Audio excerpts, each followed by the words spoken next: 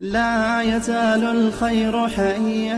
یو ملګری دا تپوس کړل چې یو حدیث ته غالبا امام بخاری رحم الله ذکر کړی دی په خپل کتاب کې چې لم یکذب ابراهیم الا ثلاث کذبات،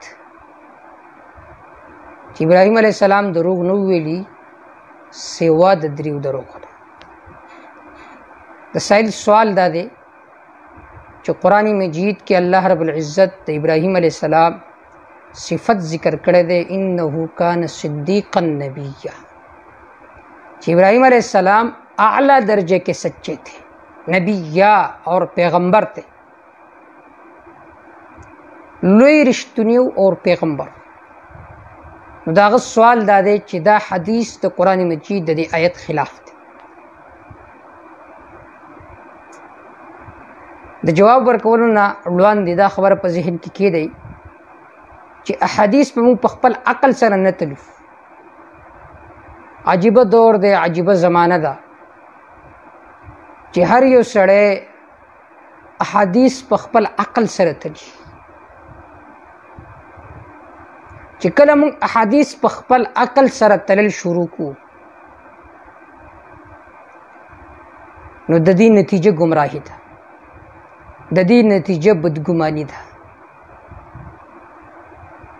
په دین اسلام کې اهم اور بنیادی اعتماد ده په سلفو باندې، چې ستا په سلفو اعتماد وي. چې کله اعتماد ختم شي، بدګماني پیدا شي، نو ته د دین هیڅ یو امر نشي ثابت.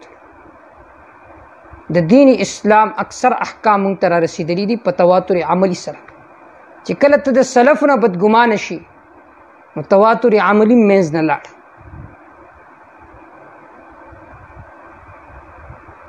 نو د احادیثو صحت اور سقم دا مونږ په خپل عقل سره نه تلو، اور دا کوشش بنه کو چې د قرآن مجید اور د احادیثو په منځ کې مونږه تعارض راولو، حقیقي تعارض. ځکه د قرآن مجید اور د حدیث په منځ کې هیڅ حقیقي تعارض نشته. کم تعارض چې ښکارېږي هغه زما ستا د عقل خرابوالی وي، عقل زموږ سلیم نه وي، صحیح نه وي. د دې وجې نه ما ته په قرآن او حدیث کې تعارض ښکارېږي. حقیقي تعارض په قرآن او حدیث کې نشته دی. نو ډېر خلک داسې دي چې هغوی دا کوشش کوي چې د قرآن مجید اور د حدیث په منځ کې تعارض پیش کړي، تعارض راولي. حال دا دی چې قرآن مجید مت ده اور احادیث د رسول الله صلی الله علیه وسلم شرح ده، اور شرح اور متن کې اختلاف نشي راتلی. شرح وضاحت وي د اجمال لپاره، دا هغه متن دپاره.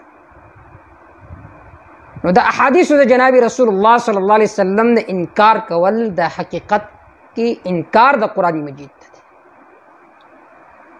نو دې زمانه کې نوي نوي محققین راوتی دي او نور به هم راځي. دا لوی دایره ده او هغوی په خپل عقل سره احادیث تلي. لیکن موږ تاسو له پکار دي چې مونږه سلفو چې کم د احادیثو په باره کې کم وضاحت کړی دی، کم تشریحات ذکر کړي دي، موږ تاسو له په هغې باندې اعتماد پکار دی.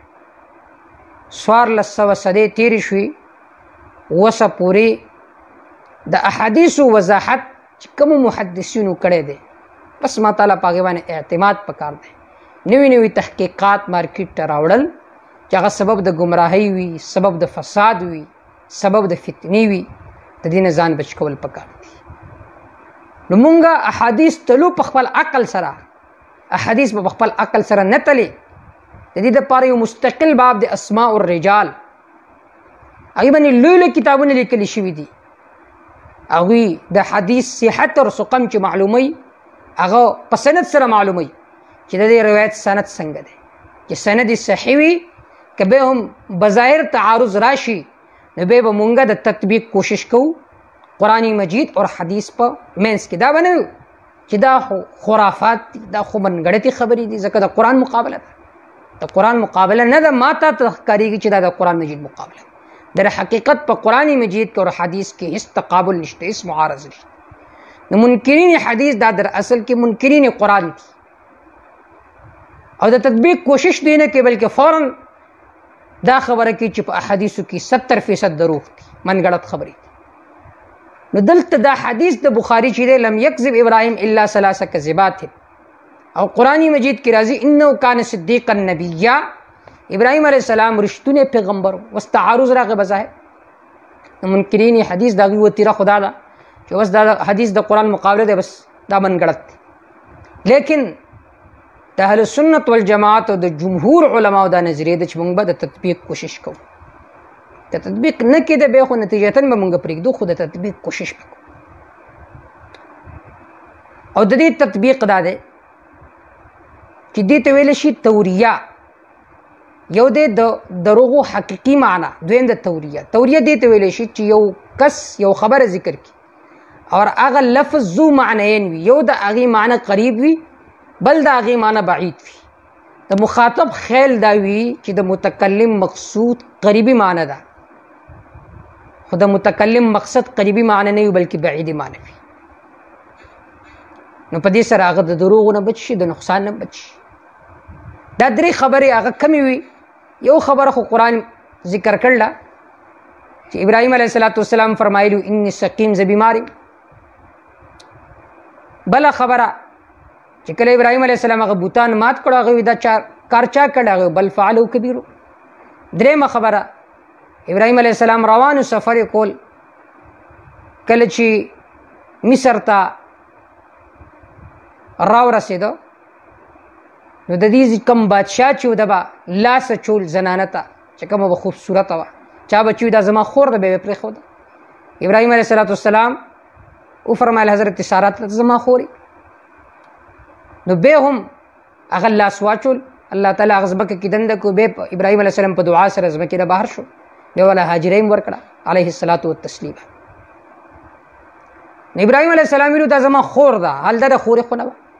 اوس د دې توجیه سره نو ابراهیم علیه السلام چې فرمایي دا زما خور ده ځکه چې په هغه وخت کې مسلمانان بظاهره حضرت ساره ابراهیم علیه السلام دویم دا ده دیني خورې وه هذه اختي دا زما خور ده دیني خور ده حقیقي خور ده. او بل فعلوا کبیرهم دلته هم د توریې نه کار اخیستی وي که دې خبرې کولی شي د دوی مشر به دا کار کړی یا کبیر نه مراد الله تعالی ده. اور انی سقیم فرمایله چې زه بیمار یم ستاسو د شرک نه بیمار یم او د هغوی خیال دا و چې دی چېرته حقیقي بیمار ده. اوس دلته تاسو سوچ وکئ د دې توجیهاتو ضرورت هم نشته دی. لم یکذب ابراهیم الا 3 کذبات. ګوره قرآن مجید په خپله دا ذکر کړی انی سقیم دا قرآن نه ذکر کړ نو د دې نه انکار کول دا قرآن نه انکار دی. بل فعلوا کبیرهم دا قرآن نه ذکر کړ دا هم قرآن ذکر کړل. او تمام مؤمنان آپس کرونه رونه دي دا هم قرآن ذکر کړل. نو ما شروع کې دا خبره ذکر کړه چې منکرین حدیث دا در اصل کې منکرین قرآن دي. الله تعالی دې فتنې نه امت مسلمه محفوظ ساتي. والله تعالی اعلم.